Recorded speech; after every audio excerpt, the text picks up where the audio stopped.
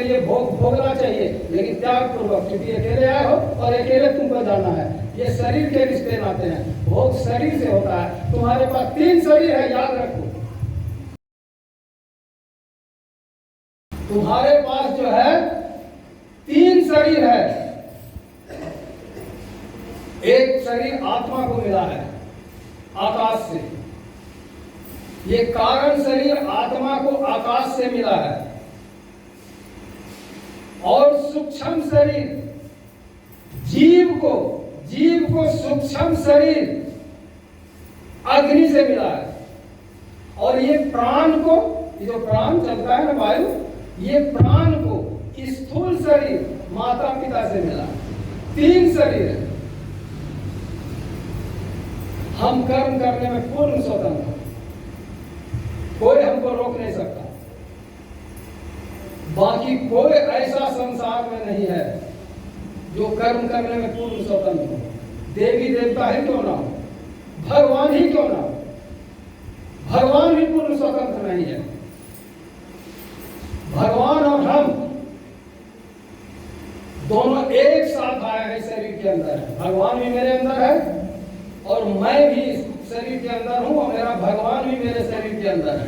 अंतर इतना है कि हम अज्ञानी हैं और भगवान ज्ञानी है। हम अज्ञानी हैं और भगवान ज्ञानी है। जिस दिन हमने भगवान को जान लिया, ज्ञान हो गया, तो मैं भगवान हो गया। इसीलिए अर्जुन को क्या कहता है कृष्ण, सुनो है अर्जुन, तेरा भी जन्म हुआ है, मेरा भी जन्म हुआ है। तू हमको नहीं जानता है, हम तुमको जानते हैं। हमने सबसे पहले सूर्य को ज्ञान दिया है, सूर्य को ज्ञान दिया है। यानी भगवान का शिष्य कौन है? सर्वप्रथम सूर्य। लेकिन हमको जो है तो प्रथम गुरु ने अपना शिष्य बनाया। हम मानव शरीरधारी हैं, और सूर्य क्या है? देवता। सूर्य देवता है और हम मानव शरीर है, सर्वश्रेष्ठ। इसलिए सूर्य हमारा कुछ बिगाड़ नहीं सकता, वो हमारा सहयोग करता है। सूर्य बिगाड़ नहीं सकता। सूर्य का सामर्थ्य नहीं हमारे बुद्धि को मैंने जैसे खराब कर दे। अरे हे सूर्यदेव हमारा बुद्धि को ठीक कर दिए, अपने बच्चे का बुद्धि ठीक कर दिए क्या? हमारा सूर्यदेव बुद्धि को ठीक कर देगा?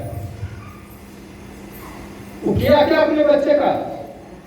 बालिका कहने मैंने जैसे बुद्धि ठीक कर दिया।